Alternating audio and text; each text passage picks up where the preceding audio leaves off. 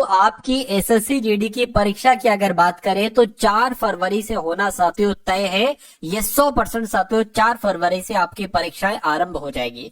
तो उस परीक्षा को साथियों क्रैक करने के लिए, उस परीक्षा को बहुत आराम से फतेह करने के लिए आपके लिए साथियों क्लासेस को शुरू किया गया है और बहुत मेहनत के साथ साथियों ये क्लासेस आपके लिए तैयार की जा रही है, कंटेंट आपके लिए तैयार किया जा रहा है। मैं कहूंगा कि यहां से आपको क्वेश्चंस देखने को मिलेंगे। इस एक वीडियो की अगर बात करें, इस एक वीडियो में 20 सवाल होंगे हिंदी के और साथियों 20 सवाल होंगे जीके के, और उसके अलावा अगर बात करें कुछ क्वेश्चंस रीजनिंग के, कुछ क्वेश्चंस मैथ के। यानी कि आज की इस वीडियो में पूरे पेपर का साथियों हल हम लोग देखेंगे। तो सबसे पहले हिंदी की अगर बात करें, हिंदी में साथियों आपका स्कोर तकरीबन 15 प्रश्नों का होना चाहिए। यानी कि हिंदी के 20 सवालों में से 15 प्रश्न आपके बिल्कुल सही होना चाहिए। तो पहला सवाल है साथियों, दीजिए इसका सही जवाब। जिसके 10 आनन हो उसके लिए एक शब्द क्या होगा? तो उसको साथियों दशानन कहा जाता है, जिनका आंसर ऑप्शन नंबर सी है, बिल्कुल करेक्ट है। अगला देखिए साथियों कि विलोम आपको बताना है। आसक्त शब्द का साथियों विलोम क्या हो जाएगा? देखिए यहां पर अगर बात करें, अगर सख्त का आपसे विलोम पूछा जाए, ठीक है, सख्त का विलोम पूछा है या अनासक्त का विलोम पूछा जाए, तो आसक्त का विलोम क्या हो जाएगा साथियों? अनासक्त हो जाएगा। ठीक है, अगर आपसे साथियों विस्तृत का विलोम पूछा जाए तो आपको संक्षिप्त बता देना है। क्या बता देना है साथियों? आपको संक्षिप्त बता देना है। उसके अलावा अगर विरक्त का विलोम आपसे पूछा जाए तो आपको अनुरक्त बता देना है। क्या बताना है साथियों? अनुरक्त बता देना है। तो ये आप लोगों को मालूम होना चाहिए। अगला सवाल देखिए, कह रहे कि कोयल का समानार्थी शब्द क्या हो सकता है, बताइए। तो कोयल शब्द की अगर बात करें तो कोयल को एक तरीके से साथियों वसंत दूत कहा जाता है। क्या कहा जाता है? वसंत दूत कहा जाता है। अगर आपसे एग्जाम में पूछ लिया जाए कि मुरारी के समानार्थी शब्द क्या क्या हो सकते हैं, तो आप लोगों को ध्यान रखना है मुरारी कृष्ण को कहा जाता है, ठीक है ना। उसके अलावा अगर बात करें राधा का पति, ठीक है ना, राधा का पति भी यानी कि राधापति भी कहते हैं मुरारी को, और घनश्याम भी कहते हैं। क्या साथियों? घनश्याम भी कहते हैं। ये आप लोग को याद रखना है, ठीक है ना। उसके अलावा श्वान शब्द की अगर बात करें, श्वान का मतलब होता है साथियों कुत्ता, और कुत्ते को हम लोग और क्या कहते हैं साथियों? कुक्कुर भी कहते हैं। ये सारी जानकारी आप लोग याद। फाइनल सिलेक्शन के लिए मैं लेकर आ चुका हूँ आपके सामने एसएसजीडी का एक ऐसा प्रैक्टिस सेट मेरे दोस्त, जो रोजाना आपको रात को 8 बजे देखने को मिलता है। इससे पहले एक बुक की बात कर लेते हैं। एसएसजीडी की आपकी एक नई बुक लॉन्च हुई है मेरे दोस्त, जिसमें न्यू पैटर्न आधार पर 2025 के आधार पर पूरा सिलेबस होगा ऑल एग्जाम क्लास के ऊपर, ठीक है ना।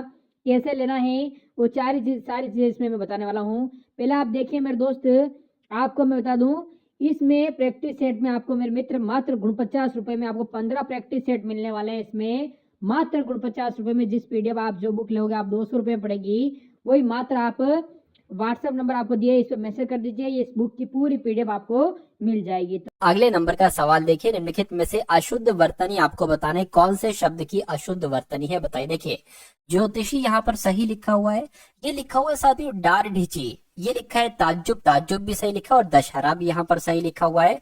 तो यहाँ पर अगर साथियों बात करें, ये वर्तनी मुझे गलत लग रही है, क्योंकि ये तो बिल्कुल सही है, धार ढीची लिखा हुआ है, इसका मतलब पता नहीं क्या होता है। खैर अगले नंबर का सवाल आप लोग देखिए, आपसे पूछा जा रहा है कि दिए गए वाक्य का वह भाग ज्ञात कीजिए जिसमें कोई त्रुटि है। अगर कोई त्रुटि नहीं है तो बी वाले ऑप्शन को चुनिए। रमा देवी एक विद्वान महिला है।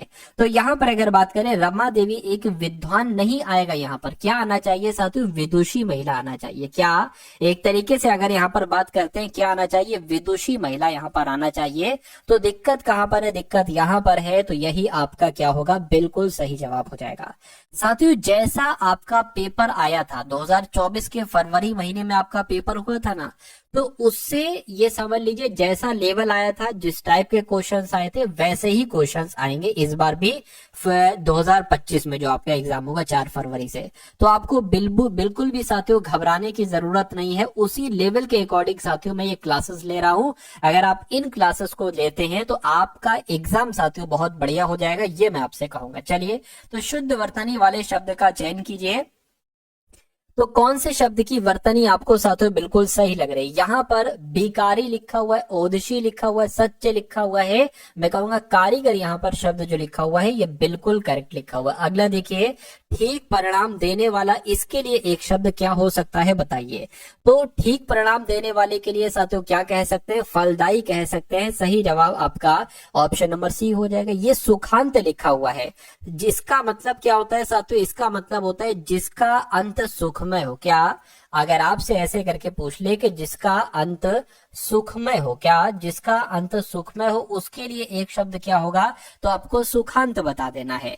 और सुखदाई की अगर बात करते हैं साथियों, जो सुख देने वाला हो। क्या साथियों, अगर आपसे पूछ लिया जाए जो सुख देने वाला हो, क्या जो सुख देने वाला हो, उसके लिए एक शब्द क्या होगा, उसको साथियों सुखदाई कहा जाएगा। तो सुखांत आपको मालूम पड़ गया, सुखदाई आपको मालूम पड़ गया, फलदाई आपको मालूम पड़ गया। इतनी जानकारी आपको याद रखना है। अब उसके बाद देखिए अगला सवाल है, पूछा जा रहा है कि आज इस साल का पहला तूफान, ठीक है, अब आपको बताने इस खाली जगह में कौन सा शब्द आ जाएगा, आया, ठीक है, मतलब आज इस साल का पहला तूफान आया, या चला, या नाचा, या उठा। तो तूफान तो साथियों आता है, अब तूफान आता है तो इसलिए सही जवाब आपका ऑप्शन नंबर ए हो जाएगा। साथियों काउंट करते रहिएगा कि कितने सवाल आपके यहाँ पर बिल्कुल करेक्ट हो पा रहे हैं, यानी कि बिना वेतन के काम करने वाले को क्या कहा जाता है, ये आपको यहाँ पर साथियों बताना है। चलिए अगर यहाँ पर हम बात करते हैं साथियों, देखिए वैतनिक, वैतनिक शब्द का मतलब क्या होता है, जो वेतन पर काम करता हो। क्या, जो वेतन, वेतन मतलब होता है साथियों सैलरी, जो वेतन पर काम करता हो, ठीक है, जो वेतन पर काम करता हो उसको क्या कहा जाएगा, उसको वैतनिक कहा जाएगा। लेकिन जो बिना वेतन के ही काम करता हो उसको अवैतनिक कहा जाएगा। क्या कहा जाएगा साथियों, अवैतनिक कहा जाएगा। अच्छा, अपेय का मतलब क्या होता है साथियों, देखिए पेय का मतलब होता है जो पिया जा सके, और अपेय का मतलब होता है जो पिया ना जा सके। क्या साथियों, जो पिया ना जा सके उसको क्या कहा जाता है, उसको साथियों अपेय कहा जाता है। और यहाँ पर लिखा हुआ है साथियों भुगतान विहीन, भुगतान विहीन का मतलब क्या होता है भाई, ठीक है, देखिए एक होता है क्या, इसका मतलब हो जाएगा भुगतान विहीन, यानी कि साथियों भुगतान के बिना, एक तरीके से, ठीक है, विदाउट पेमेंट ऐसे करके कह सकते हैं। ठीक है, तो कुल मिला के अगला सवाल देखिए, कहा जा रहा है कि नलिन की, क्या नलिन का पर्यायवाची साथियों क्या हो सकता है, ये आपको यहाँ पर बताना है। तो नलिन की अगर बात करें, नलिन पता किसे कहा जाता है, नलिन साथियों कहा जाता है कमल को, ठीक है ना, किसे कहा जाता है, कमल को कहा जाता है, ये आप लोगों को मालूम होना चाहिए। अच्छा, यहाँ पर एक शब्द लिखा हुआ है कपड़ा, मैंने देखा है कि कपड़े के बहुत सारे पर्यायवाची आपसे पूछे जाते हैं। तो कपड़े का पर्यायवाची एक होता है साथियों वस्त्र, क्या होता है, एक होता है साथियों वस्त्र। और पट भी किसे कहा जाता है, पट किसे कहा जाता है, वस्त्र को कहा जाता है। उसके अलावा अंबर किसे कहा जाता है, अंबर भी साथियों एक तरीके से वस्त्र को ही कहा जाता है। उसके अलावा अगर बात करें वसन किसे कहा जाता है, कपड़े को कहा जाता है। और चीर की अगर बात करें साथियों, चीर भी साथियों वस्त्र को कहा जाता है। और परिधान की अगर बात करें तो परिधान किसे कहा जाता है, परिधान भी वस्त्र को कहा जाता है। उसके अलावा वेशभूषा की अगर बात करें, ये भी साथियों वेशभूषा कपड़े को ही कहा जाता है। लिबास किसे कहा जाता है, कपड़े को कहा जाता है। उसके अलावा अगर जल शब्द की बात करें तो जल को साथियों वारी कहा जाता है। क्या, ये जल के पर्यायवाची मैं आपको बता रहा हूं जो आपके एग्जाम में पूछा जाता है। नीर की अगर बात करें, नीर साथियों जल को कहा जाता है, नीर कह लो साथियों या क्षीर कह लो, ठीक है। अमृत किसे कहा जाता है, अमृत भी यहाँ पर जल को ही कहा जाता है। और जीवन भी कहा जाता है साथियों जल को। उसके अलावा स्वर्ग शब्द की अगर बात करें तो स्वर्ग को क्या कहा जाता है, सुरलोक कहा जाता है। क्या, स्वर्ग को साथियों सुरलोक कहा जाता है। और देवलोक भी कहा जाता है। क्या, सुरलोक कह लो चाहे देवलोक कह लो, या साथियों परम धाम कह लो। क्या कह लो साथियों, परम धाम कह लो। तो ये आप लोग साथियों यहाँ पर ध्यान रखेंगे।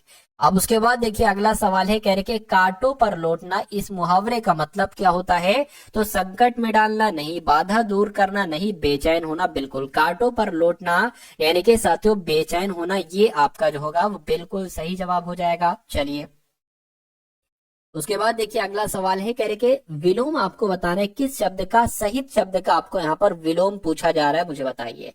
तो सहित शब्द का विलोम क्या हो सकता है, विहीन हो सकता है, ठीक है ना। जैसे अभी आपने देखा था भुगतान विहीन, ठीक है, तो भुगतान विहीन का विलोम क्या हो जाएगा, भुगतान सहित हो जाएगा।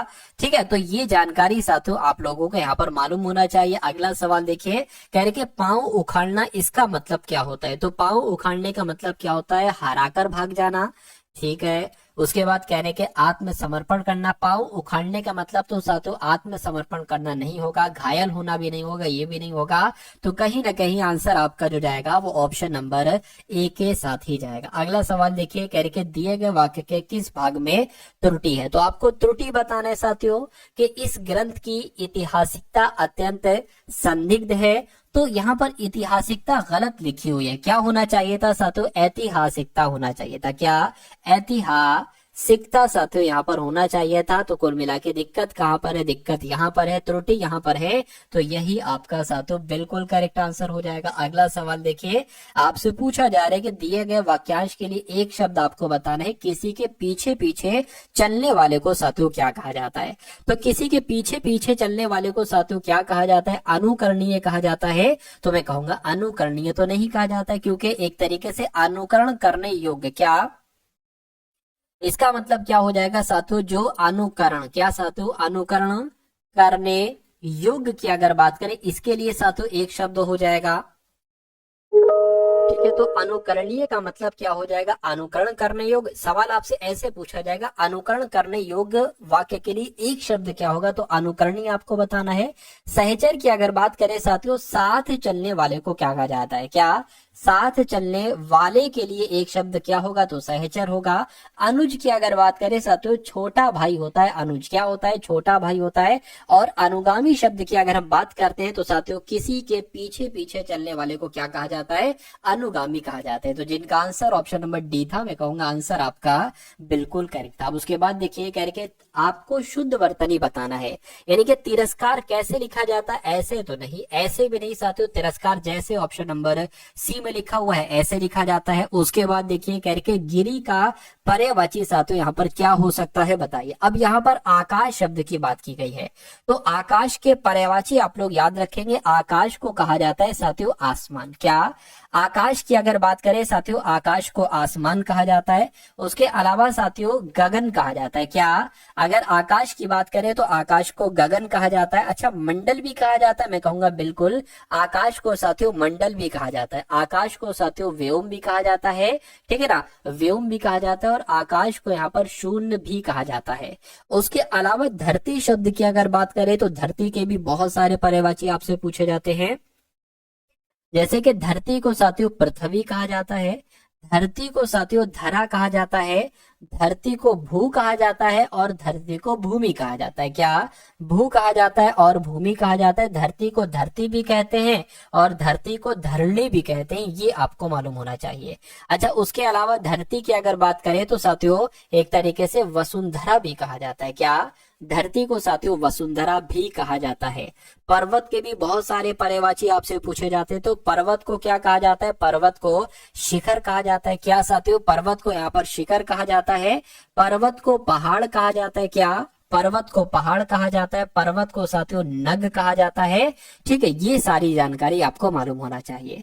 और अगर गिरी शब्द की बात करते, गिरी का मतलब क्या होता है, तो गिरी का मतलब साथियों पर्वत ही होता है। तो कुल मिला के जिनका आंसर ऑप्शन नंबर सी है बिल्कुल करेक्ट है। अब बादल शब्द की अगर बात करें तो बादल को क्या कहा जाएगा, बादल को भाई मेघ कहा जाएगा, बादल को मेघ कहा जाएगा, बादल को साथियों जलद कहा जाएगा, बादल को मेघ कहा जाएगा, जलद कहा जाएगा, अम्बुद कहा जाएगा। क्या, अम्बुद कहा जाएगा। तो इतने सारे अगर पर्यायवाची आप लोग याद रखते हैं, और जितने आगे मैं आपको पर्यायवाची बताऊं या जो भी बताऊं, कुल मिला के क्लासेस में जो भी आपको पढ़ाया जाए वो सारा अगर आप देखते हैं तो एग्जाम आपका एक तरीके से क्रैक करना तो बहुत आसान आपके लिए हो जाएगा, एसएससी जीडी का एग्जाम।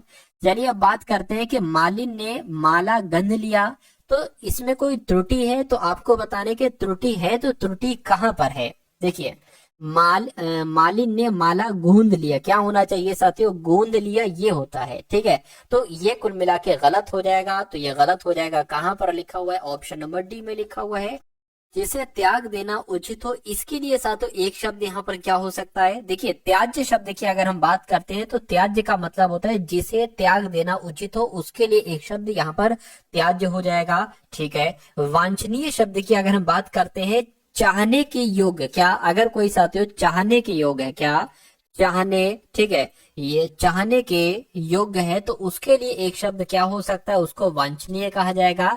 त्यागी शब्द की अगर बात करते हैं, मान लीजिए किसी के कुछ उद्देश्य है, क्या अगर उन उद्देश्यों को पूरा करने के लिए, क्या उन उद्देश्यों को पूरा करने के लिए साथियों वो अपने संसार के सुखों को त्याग देता है, क्या संसार के सुखों को साथियों अगर वो क्या कर देता है, त्याग देता है, तो उसको क्या कहा जाता है, उसको त्यागी कहा जाता है। तो ऐसे करके सवाल आपसे पूछा जा सकता है, ठीक है ना। तो ये सारी जानकारी आप लोग यहाँ पर ध्यान रखेंगे। अच्छा, त्याग पत्र, ये त्याग पत्र लिखा है, तो इसके मान लीजिए कोई कुछ काम करता है, उस काम को छोड़ने के लिए जो पत्र लिखा जाता है उसको त्याग पत्र कहा जाता है। अब उसके बाद देखिए साथियों, नेक्स्ट नंबर का सवाल है आपकी स्क्रीन पर, कहा जा रहा है कि दिए गए शब्द का समानार्थी शब्द बताइए, यानी कि घृणा का समानार्थी शब्द क्या हो सकता है। तो घृणा को साथियों नफरत कहा जाता है, क्या नफरत कहा जाता है, ये आपको यहाँ पर साथियों मालूम होना चाहिए। ये हो सकता है रिपु लिखा हो, अगर ये रिपु लिखा होता ना तो रिपु का मतलब पता साथियों क्या होता है, रिपु को कहते हैं शत्रु, शत्रु को कहते हैं साथियों दुश्मन, क्या दुश्मन कहते हैं। अच्छा, इसको वैरी भी कहा जाता है, यानी कि दुश्मन को वैरी भी कहा जाता है और साथियों दुश्मन को विरोधी भी कहा जाता है। ये सब इसके पर्यायवाची हैं और आपके एग्जाम में पूछे जा सकते हैं। चाय का अगर आपसे पर्यायवाची पूछ ले तो चाय को काढ़ा भी कहा जाता है, क्या चाय को काढ़ा भी कहा जाता है और चाय को साथियों क्वाथ भी कहा जाता है, क्या क्वाथ भी कहा जाता है। अब उसके बाद देखिए अगला सवाल है, कह रहे कि सैनिकों लेखांकित अंश को प्रतिस्थापित करने के लिए सबसे उपयुक्त विकल्प का चयन कीजिए। सैनिकों ने देश को भारी संकट से रोक दिया, तो यहाँ पर रोक दिया की जगह पर साथियों क्या आना चाहिए, बचा लिया, भगा दिया, रोक लिया या हटा दिया। तो मैं कहूंगा सैनिकों ने देश को भारी संकट से बचा लिया, ये होना चाहिए। अगला सवाल है, करके धमकी देते हुए बदमाश लोगों को ताव रहा था, देख रहा था, घूर रहा था या झांक रहा था। तो यहाँ पर सही शब्द जो आएगा वो घूर रहा आएगा, यानी कि धमकी देते हुए बदमाश लोगों को घूर रहा था, ये आपका पूरा वाक्य हो जाएगा। अब उसके बाद देखिए कह के मधुर का साथियों विलोम यहाँ पर क्या हो सकता है बताइए। अगर मधुर के विलोम की बात करें तो मधुर का विलोम तो साथियों कटु हो जाएगा, क्या हो जाएगा, कटु हो जाएगा, ये आपको यहाँ पर मालूम होना चाहिए। अगले नंबर का सवाल देखिए, कहने के दिए गए वाक्य में रेखांकित अंश को प्रतिस्थापित करने के लिए सबसे उपयुक्त विकल्प का चयन कीजिए। भारत ताकतवर देश है, तो ताकतवर की जगह पर क्या आ सकता है, भारत दुर्बल देश है, नहीं, भारत शक्तिशाली देश है, या अविकसित भी नहीं आएगा, प्रभावशाली भी नहीं आएगा, यहाँ पर शक्तिशाली शब्द आ जाएगा। और अगर आपका भी जवाब यहाँ पर ऑप्शन नंबर बी है तो मैं कहूंगा आंसर आपका बिल्कुल करेक्ट है। साथियों वीडियो को लाइक कर दीजिए अगर आपने वीडियो को लाइक नहीं किया। अब यहां से साथियों आप देखेंगे कुछ क्वेश्चंस सामान्य ज्ञान के और करंट अफेयर के, और उसके बाद साथियों हम लोग बढ़ेंगे रीजनिंग के क्वेश्चंस की तरफ और साथियों मैथ के क्वेश्चंस की तरफ। यानी कि निम्नलिखित में से किस विटामिन को एस्कॉर्बिक एसिड कहा जाता है, तो विटामिन सी को साथियों एस्कॉर्बिक एसिड कहा जाता है, ये आपको मालूम होना चाहिए। और विटामिन सी किस में होता है साथियों, ये संतरे में होता है, ये संतरे में होता है साथियों, ये नींबू में होता है, नींबू में होता है, उसके अलावा साथियों ये आंवले में होता है, ये आपको मालूम होना चाहिए। और एक रोग होता है साथियों स्कर्वी रोग, क्या स्कर्वी रोग की अगर हम बात करते हैं साथियों, स्कर्वी रोग विटामिन सी की कमी की वजह से हो जाता है। तो ये सारी जानकारी आप लोग याद रखेंगे। अगला देखिए दांतों में जो कैविटी हो जाती है ना, ये किस तत्व की कमी की वजह से हो जाती है, तो ये साथियों आप लोग याद रखेंगे फ्लोरीन की कमी की वजह से हो जाती है। ये सवाल आपसे पूछा जा चुका है, इसलिए आप लोगों का मालूम होना चाहिए। कैविटी की अगर बात करें ये क्या होता है, ये जब दांत सड़ने लगते हैं ना तो दांतों में सड़न को कहा जाता है कैविटी। दांतों में सड़न को क्या कहा जाता है साथियों, कैविटी कहा जाता है। मतलब दांतों में छेद हो जाते हैं थोड़े थोड़े हल्के हल्के, और ये फ्लोरीन तत्व की कमी की वजह से साथियों ये रोग होता है। अगला सवाल देखिए, कह रहे कि निम्नलिखित में से कौन मानव शरीर की सबसे छोटी हड्डी है, तो मानव शरीर की सबसे छोटी हड्डी की अगर बात करें, जो कान की हड्डी होती है ना, यही मानव शरीर के सबसे छोटी हड्डी होती है। और इसका नाम क्या है, तो इसका नाम साथियों स्टेपीज है, क्या इसका नाम स्टेपीज है, ये भी आपको मालूम होना चाहिए। अगला देखिए, यानी कि कौन सी तंत्रिका तंत्र मूल संरचनात्मक और क्रियात्मक इकाई है, तो किसकी बात चल रही है साथियों, न्यूरॉन की बात चल रही है। आप लोग याद रखेंगे न्यूरॉन जो है ना, ये तंत्रिका तंत्र ये मूल संरचनात्मक और क्रियात्मक इकाई है। अगला सवाल देखिए, निम्नलिखित में से कौन सी प्रक्रिया एक रासायनिक परिवर्तन है, तो साथियों पौधों में प्रकाश संश्लेषण, मोम का पिघलना, पानी का सघनन, पौधों में वाष्पोत्सर्जन। मैं कहूंगा पौधों में प्रकाश संश्लेषण क्या है, ये एक रासायनिक प्रक्रिया है। अगला सवाल देखिए कि RBI की जब स्थापना हुई थी तब इसका केंद्रीय कार्यालय कहाँ पर था? तो आरबीआई की स्थापना की अगर हम बात करते हैं कि आरबीआई की स्थापना कब हुई, तो साथियों 1 अप्रैल 1935 को हुई। क्या आरबीआई की स्थापना कब हुई साथियों? 1 अप्रैल 1935 को इसकी स्थापना हुई, ठीक है ना। उस समय इसका मुख्यालय कहाँ पर था? इसका हेडक्वार्टर साथियों उस समय कोलकाता में था। कहाँ पर था उस समय? इसका हेडक्वार्टर साथियों कोलकाता में था। लेकिन 1937 की अगर बात में इसका हेडक्वार्टर कहां पर कर दिया गया साथियों? मुंबई में कर दिया गया, मुंबई में कर दिया गया। तो आरबीआई की जब स्थापना हुई थी उस समय इसका मुख्यालय कहां पर था? तो कोलकाता में था। आंसर आपका ऑप्शन नंबर सी हो जाएगा। कह रहे कि किस वर्ष भारत में बैंकों का राष्ट्रीयकरण किया गया? तो साथियों 1969 में बैंकों का राष्ट्रीयकरण किया गया, ये आपको यहाँ पर मालूम होना चाहिए। अगला सवाल है, कह रहे कि निम्नलिखित में से कौन सा एक भारतीय कृषि की मुख्य विशेषता नहीं है? तो भारतीय कृषि की कौन कौन सी विशेषता है? ये मानसून पर निर्भर, बिल्कुल भारत की कृषि मानसून पर निर्भर रहती है, ठीक है, मतलब किसान लोग की वजह से, ठीक है, किसान कहते हैं भाई ये बारिश होगी होगी होगी, ठीक है। कृषि पर जनसंख्या का दबाव, ये भी सही है, ठीक है। ये निर्वाह कृषि है, ये भी सही है। औद्योगिक फसलों की प्रधानता, ये आपका गलत हो जाएगा, यानी कि ये विशेषता नहीं है। अब नहीं है तो यही आपका राइट आंसर। अगला देखिए, मौसम के दौरान रबी की फसल की खेती की जाती है। तो साथियों अगर बात करें मौसम के दौरान रबी की फसल की खेती जो है ये सर्दी में की जाती है, ये आप लोगों को मालूम होना चाहिए। राइट आंसर आपका ऑप्शन नंबर क्या हो जाएगा? बी हो जाएगा, ठीक है ना। चलिए अगले नंबर का सवाल देखिए, निम्नलिखित में से कौन सी इजराइल की राजधानी है? तो अगर बात करते हैं साथियों इजराइल की राजधानी क्या है? तो इजराइल की राजधानी तो जेरूसलम है। क्या इजराइल की राजधानी जेरूसलम है? बगदाद किस देश की राजधानी है? तो बगदाद साथियों इराक की राजधानी, इराक की राजधानी पूछा जाए बगदाद आपको बताना है। अगर डबलिन किस देश की राजधानी है? तो ये साथियों आयरलैंड की राजधानी है। क्या ये आयरलैंड की राजधानी है? ये आपको यहाँ पर मालूम होना चाहिए। अगला सवाल है करके भारतीय संविधान का जो भाग 2 है, कौन सा भाग 2 है ना, ये किससे संबंधित है मुझे बताइए। देखिए संविधान का जो भाग 2 है ना, इसमें अनुच्छेद 5 से लेकर अनुच्छेद 11 साथियों बताया गया है, और ये नागरिकता से संबंधित है, यानी कि नागरिकता से संबंधित प्रावधान जो है ना वो भाग 2 में है, या अनुच्छेद 5 से लेकर साथियों 11 में है। उसके बाद देखिए भारतीय संविधान का जो अनुच्छेद 324 से लेकर 329 है, इसके यहाँ पर साथियों क्या लिखा हुआ है ये आपसे पूछा जा रहा है। जो भी चुनाव से संबंधित प्रक्रिया है वो अनुच्छेद 324 से लेकर 329 तक में लिखी हुई है, और ये सवाल कई बार आपसे पूछा जा चुका है, इसलिए आप लोग याद रखेंगे इसको। उसके बाद देखिए कह रही कि ड्राफ्टिंग कमेटी के चेयरमैन कौन थे मुझे बताइए। तो ड्राफ्टिंग कमेटी के चेयरमैन साथियों कौन थे? Doctor Bhimrao Ambedkar drafting committee के चेयरमैन थे। आंसर आपका ऑप्शन नंबर डी हो जाएगा। अगला सवाल है कह रहे कि निम्नलिखित में से कौन सा भारतीय संविधान की एक महत्वपूर्ण विशेषता नहीं है? तो कौन कौन सी साथियों संविधान की विशेषताएं हैं? संविधान ये एक लिखित संविधान है, बिल्कुल। यह अनुनय है, यानी कि इसे संशोधित किया जा सकता है, बिल्कुल साथियों। लेकिन यह अनम्य भी है, ठीक है। अनम्य मतलब कुछ भाग के रूप में, यानी इसकी मूल संरचना में संशोधन नहीं किया जा सकता, ये बात सही है। यह एकल है, बिल्कुल, क्योंकि केंद्र में अधिक शक्ति है। लेकिन यह संघीय भी है, बिल्कुल, क्योंकि शक्ति केंद्र और राज्य के बीच विभाजित है, बिल्कुल। इसे राज्यपाल, ठीक है, से संशोधित, राज्यपाल थोड़ी ना संशोधित कर सकते हैं। तो कुल मिला के ये वाला गलत है, तो यही आपका राइट आंसर हो जाता है भाई। बहुत बढ़िया, वेरी गुड क्लास। अगर यहाँ पर बात करें राज्यपाल थोड़ी ना, अगर यहाँ पर आ जाता संसद, क्योंकि संविधान में अगर कुछ संशोधन करना होता है तो संसद के अंडर में ही, संसद ही साथ उसको कर सकती है। अगला सवाल है कह रहे के मध्ययुगीन भारत में भक्ति आंदोलन के प्रमुख अगुवाकारों में से कौन थे? तो साथियों किनका नाम आता है? शंकराचार्य का नाम आता है। किसका नाम आता है साथियों? शंकराचार्य का नाम आता है, ठीक है ना। उसके बाद देखिए कह रहे कि हाल ही में बॉन्डेड रॉयल तितली की खोज की गई है। ये करंट अफेयर के सवाल हैं, 5 करंट अफेयर के सवाल देखेंगे, उसके बाद रीजनिंग के क्वेश्चन और मैथ के क्वेश्चन की तरफ हम लोग बढ़ेंगे। तो बैंडेड रॉयल तितली की खोज साथियों त्रिपुरा राज्य में की गई है। कहां पर?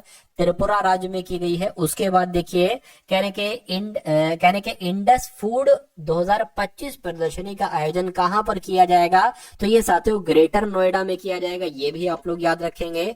उसके बाद देखिए कह रहे कि कौन भारतीय एथलेटिक्स महासंघ के अध्यक्ष बने हैं। तो अगर यहाँ पर बात करें कि भारतीय एथलेटिक्स महासंघ के अध्यक्ष कौन बने हैं, तो बहादुर सिंह सांगू बने हैं। कौन? बहादुर सिंह सांगू बने हैं एथलेटिक्स महासंघ के अध्यक्ष। हाल ही में विश्व की सबसे वृद्ध महिला टोमिको इटूका का निधन हुआ है। बिल्कुल साथियों, विश्व की सबसे वृद्ध महिला है। ये कहाँ की है? तो आपको मालूम होना चाहिए, ये जापान की है। कहाँ की है? ये जापान की है। आंसर आपको ऑप्शन नंबर सी हो जाएगा। अगला सवाल आपकी स्क्रीन पर है साथियों, देखिए और बताइए सही जवाब क्या होगा। यानी कि किस देश के राष्ट्रपति ने बढ़ती अशांति और सैन्य संघर्ष के बीच 7 प्रांतों तथा 3 नगर पालिकाओं में 60 दिन के लिए आपातकाल की घोषणा की है? तो ये काम साथियों किस देश के राष्ट्रपति ने किया है? ये इक्वाडोर के राष्ट्रपति ने किया है। ये आपको मालूम होना चाहिए। अब फाइनल सिलेक्शन के लिए मैं लेकर आ चुका हूँ आपके सामने एसएसजीडी का एक ऐसा प्रैक्टिस सेट मेरे दोस्त, जो रोजाना आपको रात को 8 बजे देखने को मिलता है। इससे पहले एक बुक की बात कर लेते हैं। एसएसजीडी की आपकी एक नई बुक लॉन्च हुई है मेरे दोस्त, जिसमें न्यू पैटर्न आधार पर 2025 के आधार पर पूरा सिलेबस होगा ऑल एग्जाम क्लास के ऊपर। ठीक है ना? कैसे लेना है वो सारी चीजें इसमें मैं बताने वाला हूँ। पहले आप देखिए मेरे दोस्त, आपको मैं बता दूं, इसमें प्रैक्टिस सेट में आपको मेरे मित्र मात्र 49 रुपए में आपको 15 प्रैक्टिस सेट मिलने वाले हैं। इसमें मात्र 49 रुपए में जिस पीडीएफ आप जो बुक लोगे आप 200 रुपए पड़ेगी, वही मात्र आप व्हाट्सएप नंबर आपको दिया है, इस पे मैसेज कर दीजिए, इस बुक की पूरी पीडीएफ आपको मिल जाएगी। के बाद देखिए साथियों, यहाँ पर आप लोग रीजनिंग के क्वेश्चंस देखेंगे। तो कुछ क्वेश्चन साथियों रीजनिंग के होंगे और उसके बाद साथियों मैथ के क्वेश्चंस को हम लोग यहाँ पर देखेंगे। तो यहाँ पर अगर बात करें साथियों, देखिए एक नंबर सीरीज वाला सवाल है। कह रहे कि सबसे पहले 42 है और उसके बाद साथियों 24 है, उसके बाद 24 के बाद 34 है और फिर साथियों 43 है। उसके बाद आपको बताना है कि कौन सा यहाँ पर नंबर है, यानी कि 42, 24, 34, 43 खाली जगह और फिर साथियों यहाँ पर 89, ये कुछ नहीं है। ठीक है, तो आपको बताना यहाँ पर कौन सा नंबर होगा। देखिए 42 से 24 हुआ है, ठीक है, और फिर 24 से 34, 34 से 43। अच्छा, यहाँ पर आप एक चीज देखिए कि अगर हम 42 को नंबर को उलट पलट करेंगे, यानी कि 4-2 नंबर लिखा है तो 2-4 यहाँ पर लिख दिया गया। यहाँ पर साथियों 3-4 लिखा है तो 3-4 की जगह पर 4-3 लिख दिया। तो मैं कहूंगा साथियों इसको भी उलट पलट करिए। 8-9 लिखा है तो यहाँ पर 9-8 आ जाएगा। क्या एक बार देखिए ऑप्शन में कहीं पर 98 लिखा हुआ है, तो मुझे दिख रहा है कि बिल्कुल लिखा हुआ है 98, ऑप्शन नंबर सी में लिखा हुआ है। तो ये क्या होगा? ये आपका बिल्कुल करेक्ट आंसर हो जाता है भाई। बहुत बढ़िया, वेरी गुड क्लास। अगला सवाल आपकी स्क्रीन पर कह रहे 6 बच्चे हैं, आनंद, बद्री, छाया, ध्रुव, श्रीकर और उमेश उत्तर दिशा की ओर अभिमुख होकर एक पंक्ति में खड़े हैं। तो साथियों 6 लोग हैं, 1, 2, 3, 4, 5 और एक साथियों 6। अब ये उत्तर की तरफ को देख रहे हैं, उत्तर की तरफ ये 6 लोग देख रहे हैं। कह रहे हैं कि उमेश श्रीधर के दाईं ओर दूसरे स्थान पर है और छाया के बाएं, ठीक है, बाएं पड़ोस में खड़ा है। तो इसको साथियों सबसे पहले हम लोग करने क्या करें, ठीक है, तो श्रीकर की अगर बात करें, मान लीजिए श्रीकर यहां पर बना लेते हैं। कह रहे कि श्रीकर के दाईं ओर दूसरे स्थान पर उमेश है, यानी कि उमेश यहां पर होगा। कहां पर होगा साथियों? उमेश यहां पर होगा। उसके बाद कह रहे हैं कि देखिए, कह रहे हैं कि उमेश श्रीकर के दाएं दूसरे स्थान पर है और उमेश जो है ना ये छाया के बाएं पड़ोस में है, यानी कि उमेश जो है छाया के बाएं पड़ोस में है। तो मैं कहूंगा छाया कहां पर बनेगी? छाया यहां पर बनेगी। उसके बाद कहा जा रहा है कि बद्री ठीक ध्रुव और छाया के बीच में है। तो बद्री जो है ना साथियों, बद्री, ध्रुव और छाया। अब देखिए यहां पर छाया है, अगर हम यहां पर एक नंबर बढ़ा लें, क्योंकि बद्री और छाया, ठीक है, बद्री और छाया के बीच में कौन है लिखा हुआ है, कहा गया? बद्री, ठीक है, ठीक ध्रुव और छाया के बीच में है। तो साथियों ध्रुव यहां पर आएगा, क्या यहां पर ध्रुव आएगा? मैंने बद्री लिख दिया है। तो छाया और ध्रुव के बीच में साथियों कौन है? छाया और ध्रुव के बीच में साथियों बद्री है, तो बद्री यहां पर आ जाएगा। ठीक है, अब हमने एक यहां पर बढ़ाया है ना, तो एक हमें यहां से हम कट कर लेते। 6 लोग थे, अभी भी 6 लोग हैं, 1, 2, 3, 4, 5, 6।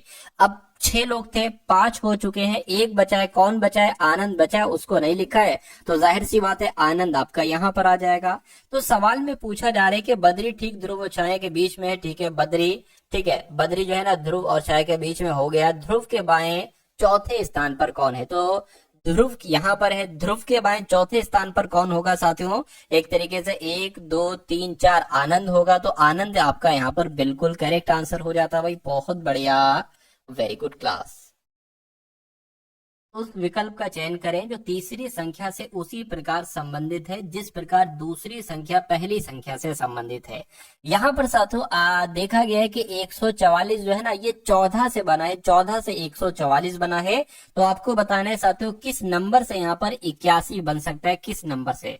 अब देखिए ये 12 का स्क्वायर होता है, तो 12 का स्क्वायर हो गया, लेकिन इस 12 में आप दो जोड़ोगे तभी साथियों ये यहाँ पर आ जाएगा। ठीक है, ये नहीं बल्कि ये आ जाएगा। उसी प्रकार ये क्या है साथियों, ये 9 का स्क्वायर है, तो 9 में भी हम दो जोड़ेंगे तो क्या आ जाएगा, 11 आ जाएगा। क्या 11 कहीं ऑप्शन में है? मैं कहूंगा बिल्कुल ऑप्शन नंबर ए वाले में है। तो जिनका आंसर यहाँ पर ऑप्शन नंबर ए है, मैं कहूंगा आंसर आपका बिल्कुल करेक्ट हो जाएगा। अगला सवाल देखिए, कहेंगे PQRSTU, ठीक है, ये 6 मित्र हैं, वे पंक्ति में दक्षिण की ओर मुंह करके बैठे हैं, यानी कि 6 लोग हैं, 1 2 3 4 5 और एक 6, और सभी का मुख किस तरफ है, दक्षिण की तरफ है सभी का मुख। ठीक है ना। उसके बाद कह रहे हैं कि आर के ठीक बाएं और एस के दाएं दूसरे स्थान पर बैठा है कौन, पी। तो सबसे बड़ी दिक्कत ये है, आर हम कहां पर बैठा ले, आर हम कहीं पर भी बैठा लेते हैं। मान लीजिए आर आपने साथियों यहां पर बैठा दिया, और कहा जा रहा है आर के ठीक बाएं कौन है, आर के ठीक बाएं साथियों पी है, तो आर के ठीक बाएं हमने पी बना लिया। और कह रहे हैं कि आर के ठीक बाएं पी है और एस के दाएं दूसरे स्थान पर कौन है, पी है। तो एस की अगर बात करें साथियों, एस को हमें पता कहां पर बैठाना पड़ेगा, एस साथियों हम यहां पर बैठा लेंगे। ठीक है, क्योंकि यहां पर कहा गया कि एस के दाएं दूसरे स्थान पर पी है, तो एस के दाएं दूसरे स्थान पर एक स्थान, दो स्थान, ठीक है, यानी कि आर हो गया, पी हो गया, ठीक है ना, और फिर साथियों एक तरीके से खाली जगह है और फिर एस हो गया। ये बात क्लियर है। उसके बाद कहा जा रहा है कि टी जो है ना ये आर के ठीक दाएं दाएं बैठा है। तो आर कहां पर है, आर यहां पर है, आर के ठीक दाएं कौन बैठा है, टी बैठा है। ये बात भी क्लियर हो गई। कह रहे कि आर के बाएं दूसरे स्थान पर कौन बैठा है, यू बैठा है। आर के ठीक बाएं दूसरे स्थान पर कौन बैठा है, यू बैठा है, यानी कि यू यहां पर बैठ जाएगा। कह रहे कि एस के ठीक बाएं कौन बैठा है, क्यू बैठा है, तो एस के ठीक बाएं यानी कि एस के ठीक बाएं यहां पर बैठेगा क्यू। तो मैं कहूंगा यहां से हम एक को कट कर लेते और यहाँ पे एक बढ़ा लेते, तो 1 2 3 4 5 6, 6 लोग थे, 6 को आपने बैठा दिया। पंक्ति के एकदम दाएं छोर पर कौन बैठा है, तो पंक्ति के एकदम साथियों दाएं छोर पर तो टी बैठा है, तो आपका जवाब यहाँ पर टी हो जाएगा। ठीक है ना। और जिनका भी आंसर यहाँ पर ऑप्शन नंबर डी है, डी नहीं बल्कि सी है, तो बिल्कुल करेक्ट हो जाएगा। अगला सवाल आपकी स्क्रीन पर, कह रहे कि प्लस और यहाँ पर भाग होगा साथियों। ठीक है, प्लस और भाग चिन्हों को तथा 6 और 5 अंकों को परस्पर बदल दिया जाता है। तो व्यंजक का मान आपको बताना, यानी कि जहां पर आपको गुणा देखने को मिले वहां पर भाग कर देना, जहां पर भाग देखने को मिले वहां पर गुणा कर देना, और जहां पर 6 देखने को मिले वहां पर 5 कर देना, जहां पर 5 वहां पर साथियों 6 कर देना है आपको। तो कुल मिला के 48 का कुछ नहीं बदलेगा, गुणा है तो यहाँ पर हम भाग लिख देंगे। ठीक है, 5 है तो 5 की जगह पर 6 आ जाएगा, प्लस की जगह पर प्लस आ जाएगा, 9 की जगह पर 9 आ जाएगा। ठीक है, भाग की जगह पर सत्य गुणा आ जाएगा, 6 की जगह पर 5 आ जाएगा, माइनस का माइनस हो गया, 32 का 32 हो गया, -7 हो गया, प्लस की जगह पर प्लस, और 9 की जगह पर क्या आ जाएगा, 9 ही आ जाएगा। ठीक है, 9 की जगह पर 9, इसको आपको कैलकुलेट करना है। अब देखिए 6 छंग 36, 6 सत्ते 42, 6 48, यानी कि इसकी जगह पर 8 आ जाएगा, प्लस 9 पंजे कितना हो जाएगा, 45 हो जाएगा, माइनस 32 में से 7 जाएगा, तो यहाँ पर 25 बचेगा साथियों, प्लस यहाँ पर 9 हो गया। ठीक है ना।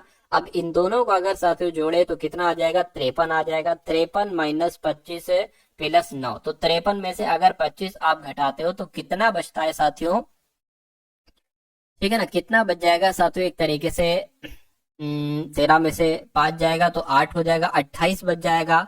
ठीक है, और 28 प्लस 9 कितना होता है, 28 प्लस 9 साथियों 37 होता है। तो मैं कहूंगा कि 37 आपका यहाँ पर बिल्कुल सही जवाब हो जाएगा। और जिनका भी आंसर यहाँ पर 37 है तो मैं कहूंगा आंसर आपका बिल्कुल करेक्ट है। अब अगला सवाल देखिए आपकी स्क्रीन पर है, कहने के कद्दू, पालक और आलू, इनके लिए आपको बताना है साथियों जो आरेख बनेगा सबसे सही आरेख कौन सा आपको लग रहा है। देखिए कद्दू अलग होता है, पालक अलग होता है, आलू अलग होता है, तो इन सब का अलग अलग बनेगा। ये कद्दू हो गया, ये पालक हो गया, ये आलू हो गया। और ऐसा कहां पर आरेख बना हुआ है, ऐसा तो ऑप्शन नंबर ए में आरेख बना हुआ है। तो आपका राइट आंसर यही वाला हो जाएगा, ऑप्शन नंबर ए। अब उसके बाद देखिए एक नंबर सीरीज वाला साथियों सवाल है आपके स्क्रीन पर, अगला नंबर का सवाल है, कह रहे कि 7, 14, 25, 45, 81 और उसके बाद आपसे पूछा जा रहा है साथियों कौन सा नंबर यहाँ पर आ सकता है। तो 7 हो गया, 14 हो गया, 25 हो गया और साथियों यहाँ पर 45 हो गया, उसके बाद 81 हो गया, उसके बाद यहाँ पर आपको बताना है कौन सा नंबर आ गया। देखिए जैसे जैसे मैं आपको क्वेश्चन करा रहा हूँ ना, इसी फॉर्म में डिक्टो इसी कॉन्सेप्ट के साथ साथियों क्वेश्चन आपके एग्जाम में पूछे जाते हैं। यहाँ से कोई नए क्वेश्चंस नहीं आपको मिलेंगे, यानी कि अगर आप ये रेगुलरली क्लासेस देख रहे हैं तो क्वेश्चंस आपको ऐसे ही मिलेंगे, यही क्वेश्चंस मिलेंगे, इससे बाहर क्वेश्चंस नहीं होंगे, कॉन्सेप्ट साथियों यही होंगे, ठीक है ना। चलिए जैसे कि मैंने ये सवाल कराया तो ऐसा कुछ और सवाल कर देंगे, ठीक है, भारत राज्य शहर करके कर देंगे, ठीक है, उसका आरेख आपको बताना होगा। यहाँ पर ये जो लॉजिक मैंने आपको बताया, कुछ नंबर यहाँ पर चेंज कर देंगे, ठीक है, ऐसे करके साथियों सवाल आपसे यही, ये जो कॉन्सेप्ट है इस कॉन्सेप्ट पर बहुत सारे सवाल आधारित बनते हैं, वहां से आपसे पूछ लिया जाएगा, ठीक है। चलिए खैर अगले नंबर का सवाल है। तो देखिए यहाँ पर अगर हम लोग बात करें कि भाई 7 से 14 जो बना है वो कैसे बना है, तो मुझे लग रहा है यहाँ पर 14 प्लस किया गया होगा, ठीक है, सॉरी 14 नहीं बल्कि 7 प्लस किया गया होगा।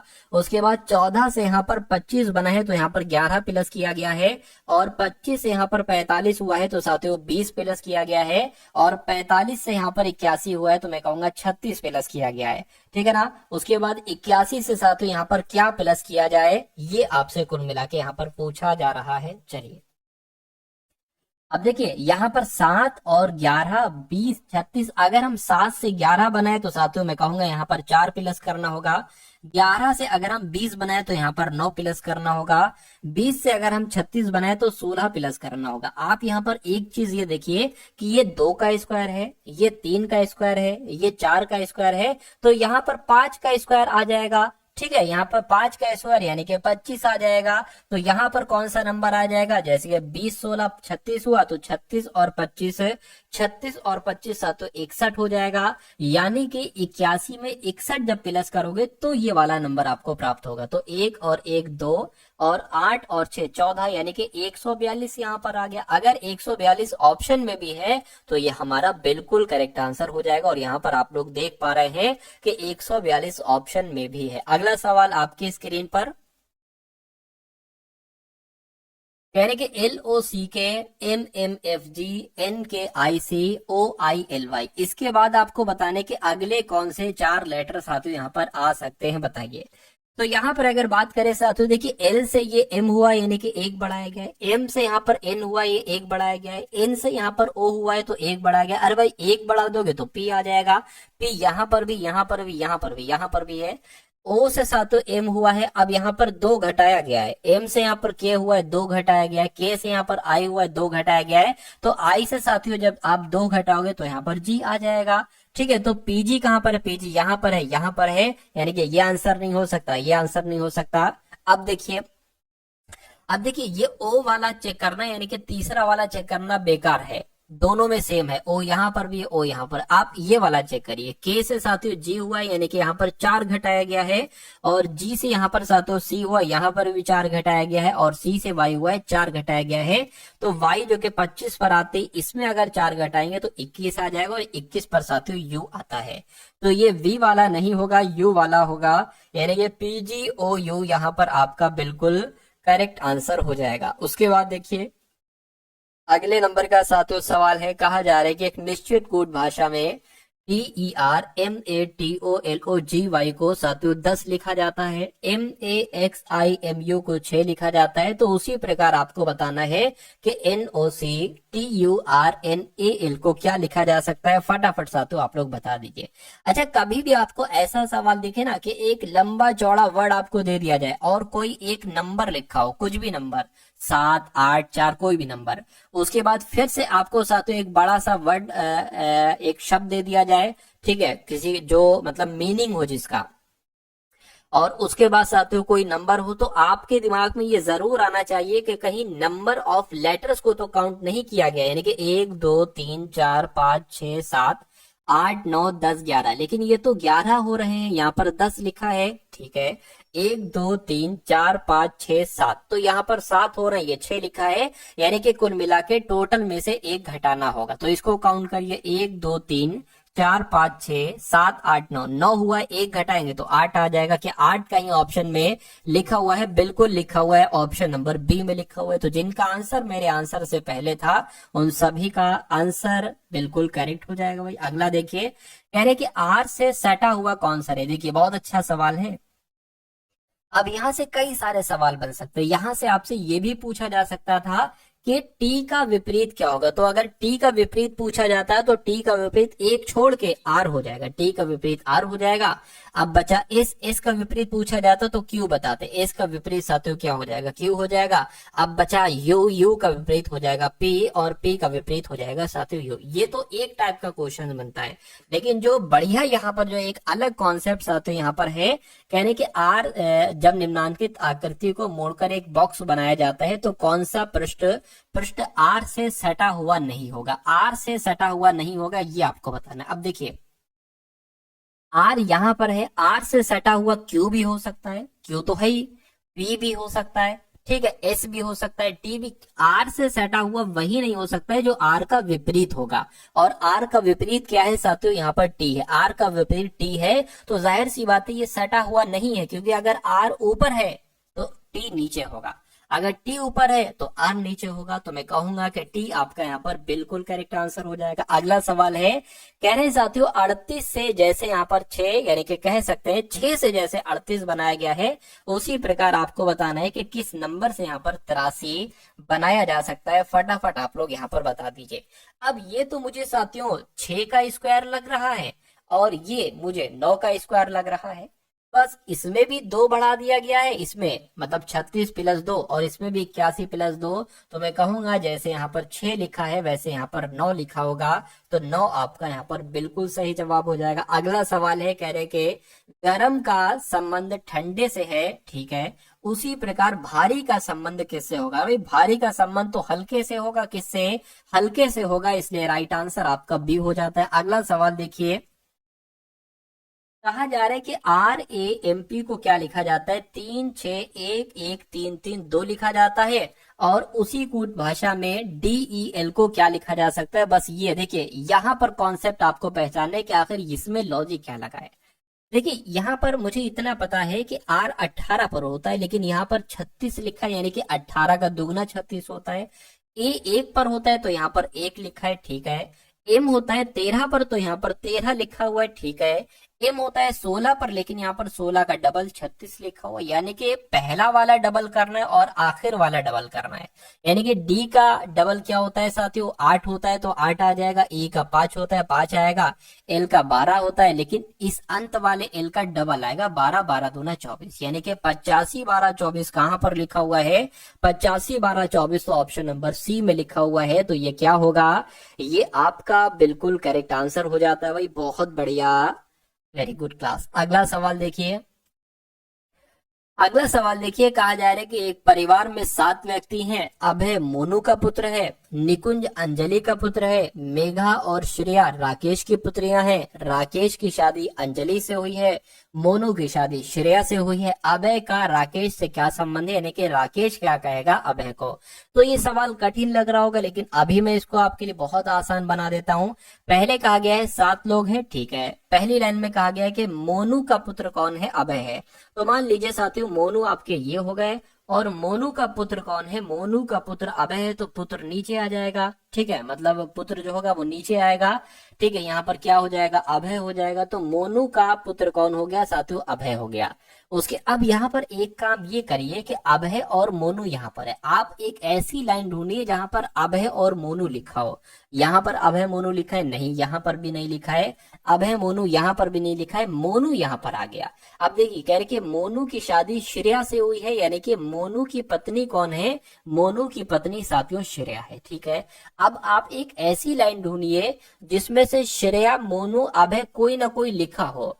तो इसमें देखिए साथियों, इसमें मोनू श्रेया अभय नहीं लिखा है, छोड़ दीजिए। यहाँ पर आपको श्रेया जी मिल गई। अब देखिए मेघा और श्रेया राकेश की पुत्रियां हैं, यानी कि श्रेया की बहन है एक मेघा, और मेघा और श्रेया ये दोनों किसकी पुत्रियां हैं? ये दोनों राकेश की पुत्रियां। देखिए कैसे कैसे साथियों आसान होता जा रहा है सवाल।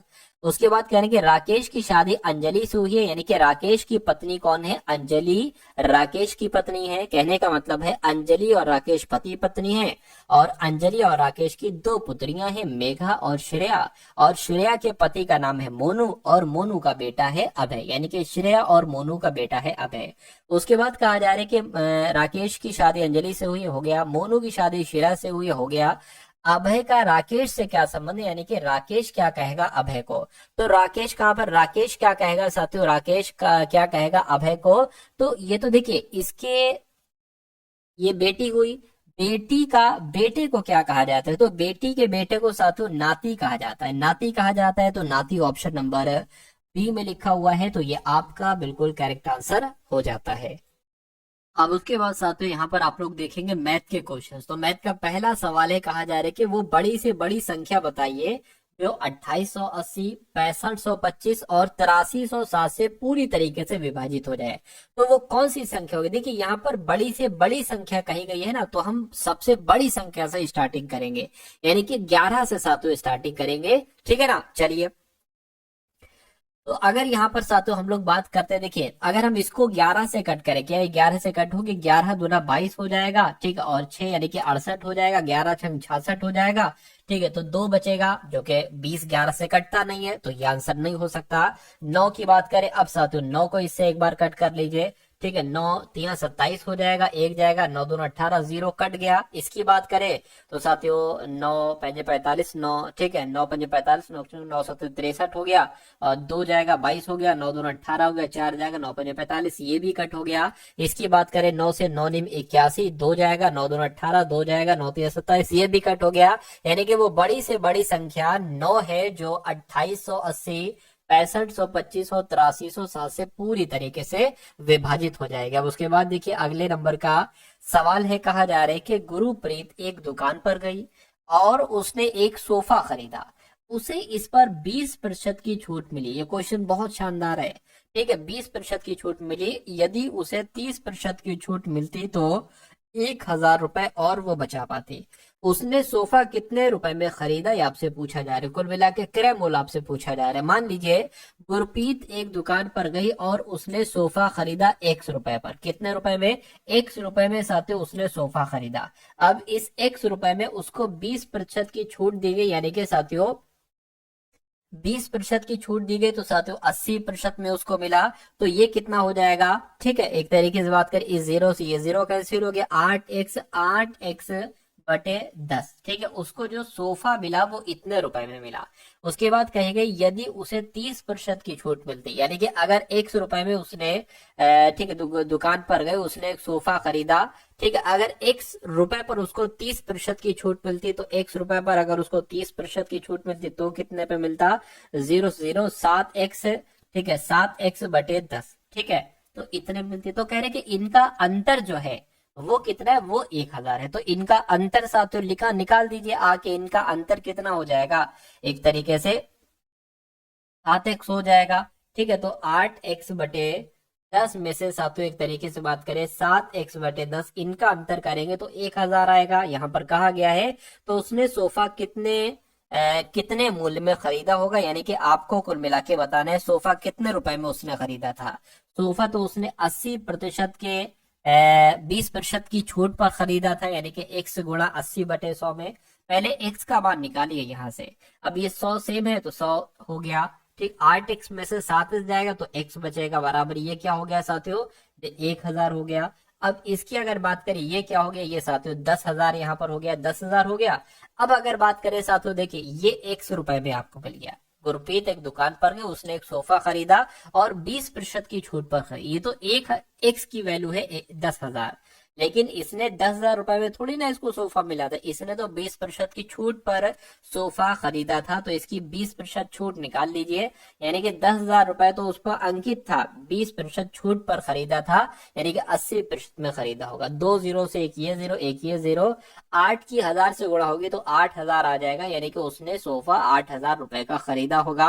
8000 कौन से ऑप्शन में है? तो ऑप्शन नंबर डी वाले पे। अगला सवाल आपकी स्क्रीन पर कहा जा रहा है साथियों कि 72,800 की धनराशि पर 10% की वार्षिक ब्याज दर से 3 वर्ष के बाद प्राप्त होने वाला चक्रवृद्धि ब्याज कितना होगा यदि ब्याज वार्षिक रूप से चक्रवृद्धि हो। तो यहाँ पर साथियों आपको क्या क्या दे रखा है, आपको यहाँ पर मूलधन दे रखा है कितना, 72,800 रुपए मूलधन है।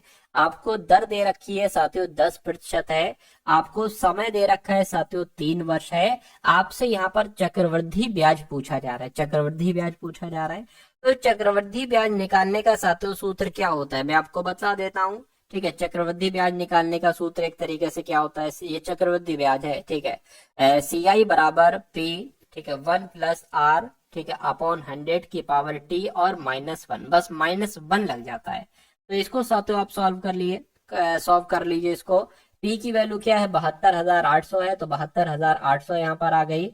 ठीक है, 1+R कितना है साथियों, 10 है, 10 आ गया बटे में 100 आ गया। T की बात करें तो 3 वर्ष है, -1 आ गया।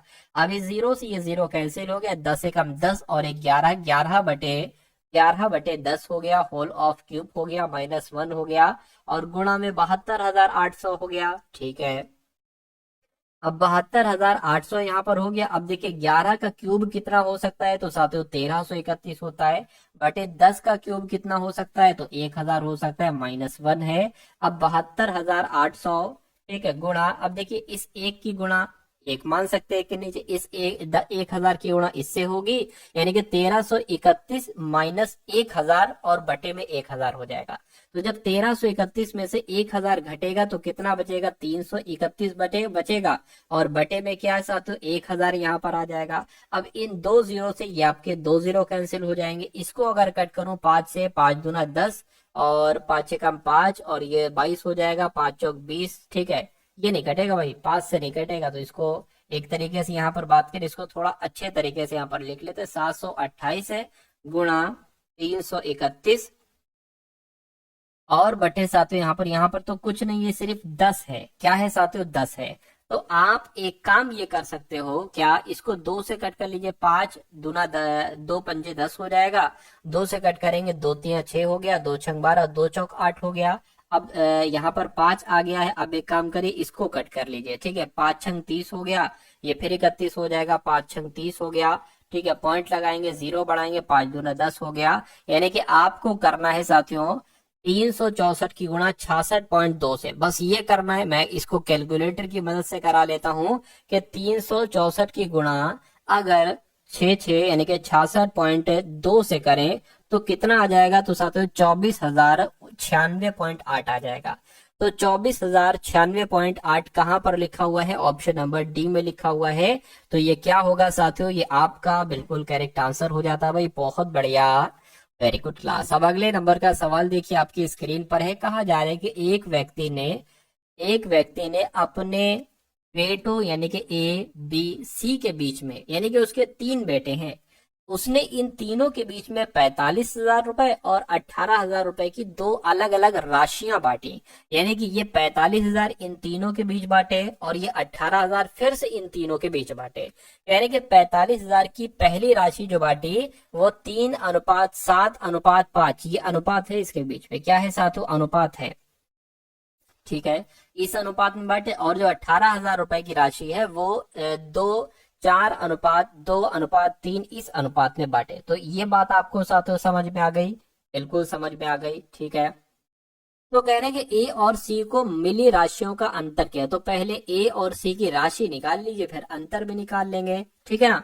अब देखिए 45,000 की यहाँ पर बात की गई है, 45,000 की बात की गई है। तो ए की अगर हम लोग यहाँ पर बात करें तो इसमें ए को कितना मिला है, 3 मिला है, तो यहाँ पर 3 आ जाएगा, बटे में क्या आ जाएगा, इन सब का योग आ जाएगा। तो ये 10 15 यानी कि 15 यहाँ पर आ गया। तो 15 3 45 यानी कि ये आपका 3,000 हो गया। 3,000 की 3 से गुणा करोगे तो 9,000 यहाँ पर आ जाएगा। ये क्या है साथियों, ये आपका ए है। अब ए को इसमें से, ये तो आपने 45,000 रुपए में से निकाली, 18,000 वाले का भी निकाल लो साथियों। ठीक है, तो ये आपका क्या हो गया, 18,000 रुपए हो गया। अब 18,000 रुपए जो ए को मिलते हैं वो 4 में मिलते हैं, 4 अनुपात में। तो 4 नीचे क्या आएगा, इनका योग आ जाएगा, तो ये 9 हो जाएगा। 9 दूना 18 हो गया, 2,000 आ गया, तो 4 दूना ये आपके 8,000 हो जाएगा। ठीक है ना। तो ये 8, तो ए को कुल मिला के साथियों कुल कितना मिला है, ए को कुल मिला के मिला है साथियों 17,000। ठीक है, 17,000 मिला है। अब यहीं पर हम बी का नहीं बल्कि सी का ऐसे निकाल लेंगे और दोनों को डिफरेंस करा लेंगे, आंसर आपका आपके सामने आ जाएगा। ठीक है ना। तो एक काम आप ये करेंगे, ये 45,000 से साथियों निकालना है 45,000। सी की अगर बात करें तो सी को 5 रेशियो में मिला है, तो 5 नीचे क्या आ जाएगा, इनका योग आ जाएगा 15। तो 15 तिया 45 हो गया, 3,000 हो गया। और यहाँ पर बी को क्या मिल गया साथियों, 5 तिया 15, यानी कि ये आपका 15,000 आ गया। और अगर बात करते हैं यहाँ पर सी की बात करें तो ये 18,000 है, 18,000 है, 18,000 3 के अनुपात में मिला है, तो 3 और बटे में क्या आ जाएगा, ठीक है, बटे में साथियों 9 आ जाएगा। तो 9 दूना 18, ये 2,000 हो गया, यानी कि कुल मिला के 6,000 आ गया है। 6,000 इधर और ये 15,000 इधर, तो 6,000 प्लस 15,000 कितना हो गया, मैं कहूंगा 21,000 हो गया। इनका डिफरेंस ही तो पूछा जा रहा है, अंतर ही तो पूछा जा रहा है, तो इसको जब आप घटाओगे तो अंतर कितना निकलेगा साथियों, 4,000 निकलेगा। तो मैं कहूंगा क्या 4,000 ऑप्शन में है, बिल्कुल 4,000 ऑप्शन में है, ऑप्शन नंबर सी वाले में है भाई। बहुत बढ़िया, वेरी गुड क्लास। अगले नंबर का सवाल आपकी स्क्रीन पर है, करके 4 धनात्मक संख्याओं का अनुपात 5:8:12:18 है, उनका लघुत्तम समावर्त यानी कि एलसीएम 2880 है। सबसे बड़ी संख्या और सबसे छोटी संख्या का अंतर आपको बताना है, यानी कि ये 5x का और 18x का अंतर आपको यहाँ पर बताना है। तो देखिए सबसे पहले यहाँ पर जो अनुपात में संख्या है, जैसे कि 5 है, 18 है, 18 नहीं सॉरी 8 है, ठीक है, 5 है, 8 है, 12 है और 18, इनका हम असल में एलसीएम निकालेंगे। आखिर इनका कितना एलसीएम निकाल सकता है, 2 से कट करेंगे नहीं कट होगा, 5 ऐसे लिख देंगे, ये 4 आ जाएंगे, 6 आ जाएंगे, 9 आ जाएगा। फिर से 2 से कट करेंगे, 5 ऐसे ही आ जाएगा, 2 दूना 4, 2 तिया 6, 9 ऐसे ही आ जाएगा। 2 से कट करेंगे तो ये तो ऐसे ही आ जाएगा, लेकिन ये 1 आ जाएगा, 3 और 9 आ जाएगा। अब 3 से कट कीजिए, ठीक है ना, 3 से कट करे, 3 एकम 3, 3 तिया 9। अब हमें 3 की एक बार जरूरत होगी और एक बार 5 की जरूरत होगी। इसको कैलकुलेट कर लीजिए, 2 दूना 4, 4 दूना 8, 8 तिया 24, 24 और गुणा 15, यानी कि 24 की गुणा आप किससे कर दीजिए, 15 से कर दीजिए। 5 चौक आपका 20 आ गया, 5 दूना 10 और 2 12 हो गया, यहाँ पर 24 आ जाएगा, 0 आ गया, 6 आ गया, 3, यानी कि एलसीएम कितना निकलेगा, एलसीएम आपका 360 निकला है। ठीक है, लेकिन कह रहे हैं कि उनका एलसीएम 2880 है, यानी कि 360 एक्स की वैल्यू कितनी है, 360 एक्स की वैल्यू साथियों 2880 है। इतनी है साथियों, 2880 है। ठीक है, 2880 है, तो हमें x का मान निकाल लेना चाहिए 2880 बटे 360। 0 से 0 कैंसिल हो जाएगा, 6 से कट करें तो 6 चंग 36 हो गया और 6 चौक आपका 24 हो जाएगा, ठीक है ना। 4 जाएगा 48 हो जाएगा, 6 चंग 36, 6 से 42, 6 48 हो जाएगा, ठीक है ना। 8 48 यानी कि ये आ गया और 6 चंग 36, 6 48 यानी कि 80 आ गया। तो कुल मिला के x का मान कितना आ गया, 80 आ गया।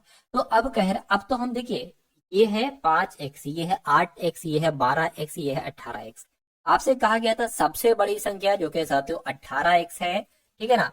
और आपसे कहा गया था सबसे छोटी संख्या जो कि 5x है, इनका अंतर क्या होगा, तो इनका अंतर कितना होगा, इनका अंतर एक तरीके से हो जाएगा साथियों 13x। तो आपको 13x की वैल्यू निकालना है, x की वैल्यू है 80, तो 13x की वैल्यू 13 गुणा 80 हो जाएगी, कितनी हो जाएगी, 13 गुणा 80, 13 चौक कितने होते हैं, 104 होते हैं, तो 0 का 0 लग जाएगा।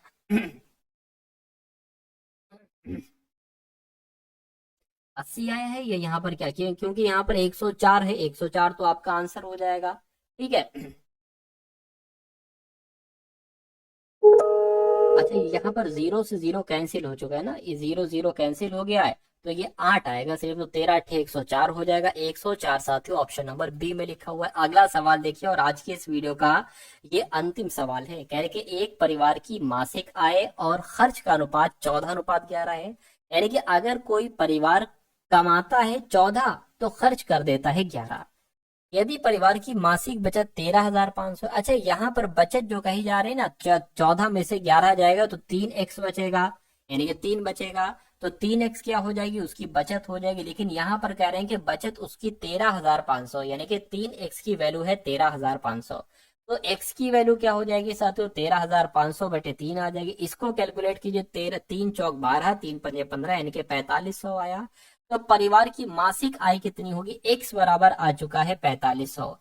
परिवार की मासिक आय थी साथियों 14x, ये एक तरीके से 14x और 11x है। तो 14x की वैल्यू आपको निकालना है, x की वैल्यू 4500 है, 14 गुणा 4500 साथियों बता दीजिए, यानी कि 14 की गुणा 45 से करा लीजिए, 14 पंजे 70 हो जाएगा, 14 चौकू 68 हो जाएगा, 0 आ गया, 15 आ गया, यानी कि 750 आ जाएगी। लेकिन 750 तो ये दिक्कत है क्या भाई, देखिए ठीक है, यहाँ पर क्या दिक्कत है साथियों, इसको देखकर यहाँ पर आप लोग फटाफट मुझे बता दीजिए। तो 14 गुणा 45 की गुणा कराना है, इसको देखिए कोई दिक्कत मुझे ऐसा लग रहा है कि हो गई है, ठीक है, उल्टी कराई ना मैंने, कोई दिक्कत नहीं। 5 चौक आपका 20 हो जाएगा, 5 एकम 5, ठीक है, 5 एकम 5 हो जाएगा और 7 आ जाएगा, ठीक है। इसकी अगर बात करें, 4 चौक 16 आ जाएगा, 4 एकम 4 और साथियों कितना आ जाएगा, 4 एकम 4 और एक 5 आ जाएगा, यानी कि 0 आ गया, 13 आ गया। ये 630 आपका निकल कर आया। 630 की अगर बात करें और ये 2 जीरो और इसमें लगा तो यानी कि 63,000 आपका आंसर हो जाएगा, जो कौन से ऑप्शन में है, जो ऑप्शन नंबर डी वाले में। तो इस प्रकार जिनका आंसर ऑप्शन नंबर डी है, मैं कहूंगा आंसर आपका बिल्कुल करेक्ट है भाई, बहुत बढ़िया, वेरी गुड क्लास। तो कैसी लगी साथियों आपको ये क्लास, एक बार कमेंट सेक्शन में जरूर बताइएगा।